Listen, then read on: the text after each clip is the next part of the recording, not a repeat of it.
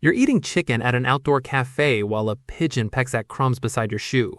Your fork doesn't hesitate. The chicken is food. The pigeon feels dirty just for getting too close. Now switch them. Put the pigeon on the clean white plate and let the chicken wander under the table. Same lunch, two birds, completely different reaction. Here's what makes that so hard to explain.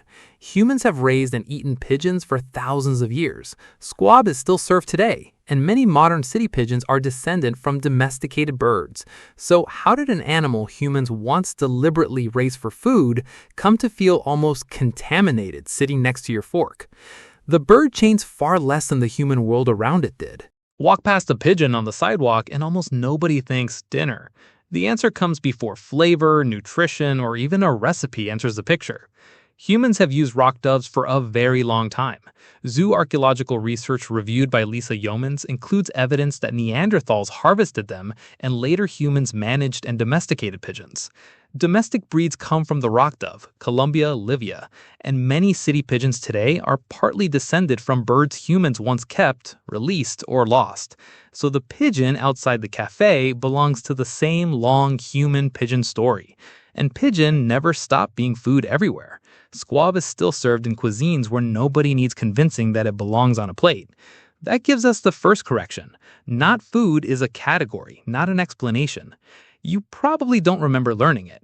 You saw chicken at dinner and stores, on menus, wrapped in plastic. You saw pigeons on rooftops, sidewalks, train platforms, and park benches.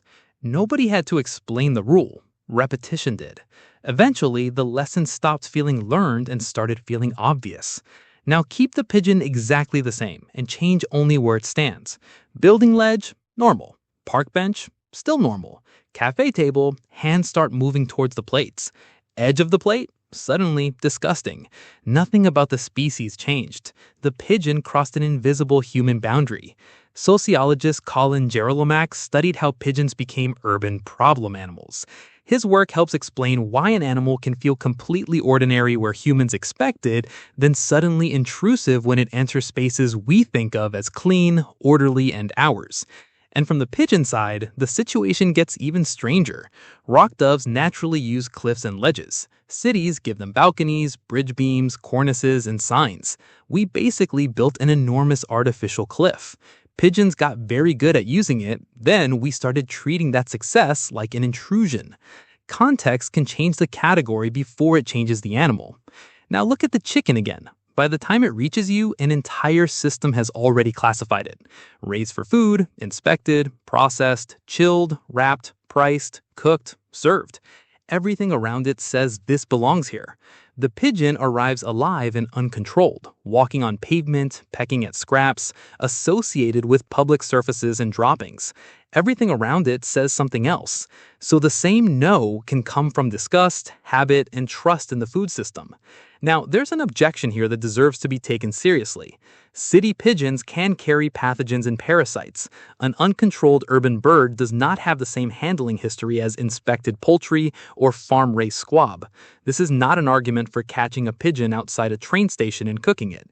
But food safety asks more specific questions. Where did the animal live? What was it exposed to? How was it handled, inspected, stored, and prepared?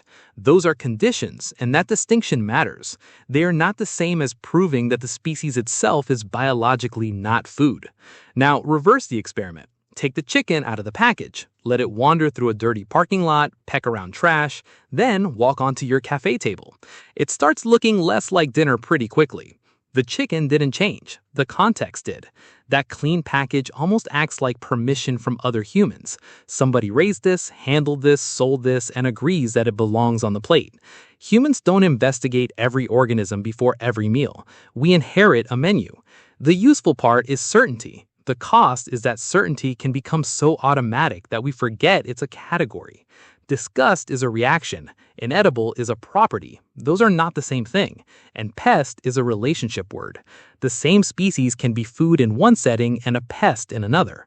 That's the stranger question. How can one animal move from food to pest so completely that later generations forget there was ever another category? "I wouldn't eat that" can quietly become "that isn't food." Your reaction is real, but a reaction and a property are not the same thing. Humans don't just see animals, we also see the categories other humans taught us to put around them. You don't have to want pigeon for dinner. Before you explain it, write one word: food or pest.